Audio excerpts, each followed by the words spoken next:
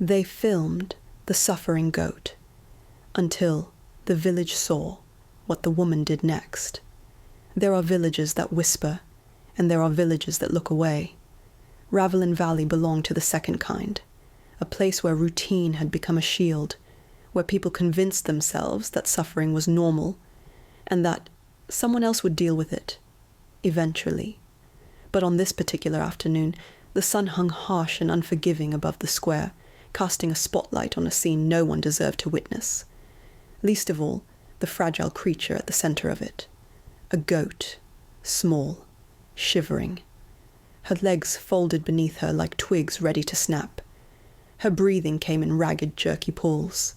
Her fur was matted with dust and dried blood, and every few seconds she let out a weak, heartbreaking bleat, the kind that belonged to an animal who had stopped expecting help. Yet the crowd, they only lifted their phones higher. "Bro, record this angle. Look how she keeps falling over. Poor thing can't even stand. Someone should, I don't know, move her." Move her? And get blamed for touching someone's animal? No thanks. Just film it. The goat tried to shift. A tremor shot through her body. She collapsed again. The villagers didn't notice her at first, the woman walking quietly down the dirt road, a satchel slung across her shoulder, her eyes scanning the horizon, like someone used to searching for things others missed.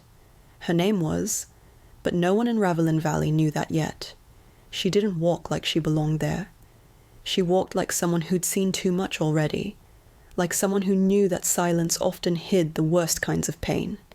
When Alina reached the edge of the crowd, she stopped. Not because she was afraid, but because the sight stole the air straight from her lungs. "Oh no, you poor little thing." A few villagers turned. "You recording too?" Alina didn't answer. She moved forward, slowly, intentionally, weaving through the sea of cell phones until she reached the front. And when the goat tried to lift her head toward her, Alina's entire expression changed. It wasn't just concern. It was recognition. Every rescuer has a moment, the instant when instinct kicks in before thought. For Alina, this was that moment. But the crowd didn't understand. Not yet.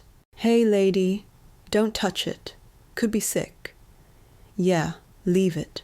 We're waiting for the vet, if he ever decides to come." Alina crouched beside the goat anyway. Her hands didn't hesitate. She eased them under the trembling creature's head and checked her pulse, her breathing, the stiffness in her muscles. "Stay with me. I know it hurts, sweetheart. I know." The goat blinked slowly, as if trying to focus on her. Then, suddenly, the crowd erupted. "Hey, didn't you hear us? Don't touch it. What if it bites you, or has some disease? Someone call the owner. This random woman's messing with the goat." The tension spiked. Accusations flew. Phones zoomed in. Someone even shoved closer, trying to record Alina's face. But she didn't flinch. She didn't look up. Her entire focus stayed on the suffering creature quivering beneath her hands. Does she even know what she's doing? Looks like she's pretending. Should we stop her? I'm calling someone. This is getting weird. Alina finally lifted her head. Her eyes were calm, unnervingly calm, the kind of calm that belongs to someone who doesn't fear chaos. "If any of you called the vet, he's not coming in time. She's dehydrated, overheated, and her front leg is fractured. She won't survive another hour like this." A hush cut through the noise. How would you know that?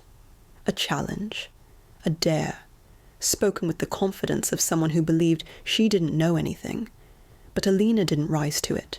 She simply reached into her satchel, pulled out a folded cloth, then a small metal kit. The crowd's confusion deepened. Is she carrying medical stuff? Why? Who walks around with gear like that? Alina didn't answer. Not yet. Instead, she checked the goat's temperature, wiped her wounds, and whispered something soothing that made the frightened animal stop trembling for the first time since morning. But every rescue, every story, has a moment when the pressure breaks, and that moment arrived fast. The goat's alleged owner shoved through the crowd, red-faced, loud, furious. "Hey! Who told you to touch my goat?" The villagers stepped back. Phones lifted higher. "She's suffering. She needs immediate. I don't care what you think. Let go of her. Now." He grabbed Alina's wrist, hard. The crowd gasped. The goat squealed, and in that electric second, that heartbeat where everything froze, Alina finally stood, not with anger, but with authority. She slid her wrist free with practiced ease, then pulled a small, worn, laminated badge from her satchel. The crowd leaned in. The owner's rage melted into confusion. "I'm Field Specialist Alina Ward, Wildlife Emergency Response Unit. Call sign, Echo 47. A ripple shot through the crowd. Phones lowered, mouths opened. Even the owner stepped back as if the ground had shifted beneath him. "Echo 47? Isn't that the one from the river rescue? The one who saved that whole herd last year? She's that rescuer. Here. Why?" But Alina didn't explain why she was there. Not yet. Her focus snapped back to the goat. "Move aside, all of you. She doesn't have time. There are rescues that start with fear, and rescues that end with truth." Ravelin Valley was finally learning the difference. Alina's hands never trembled as she worked, not when the goat gasped for air, not when the crowd whispered in rising guilt, not when the owner hovered behind her, ashamed and speechless. "Stay with me. That's it. Breathe." The goat's chest rose unevenly, but it rose.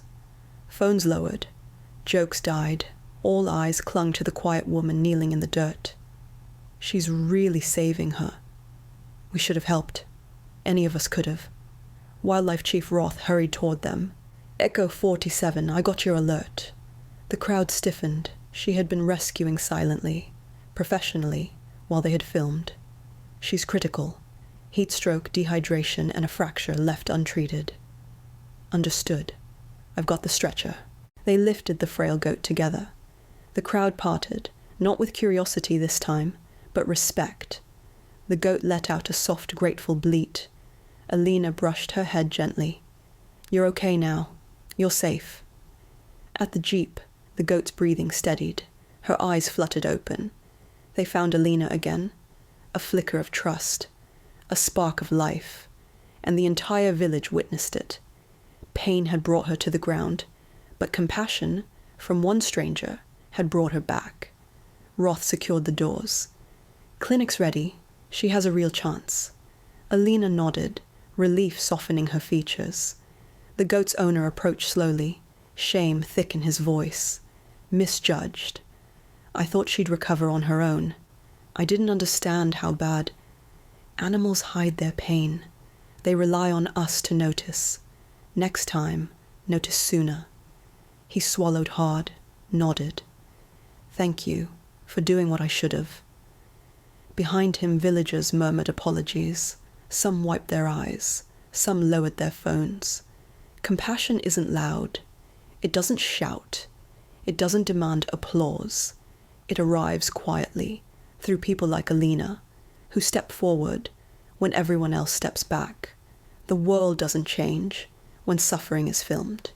It changes when someone decides to care.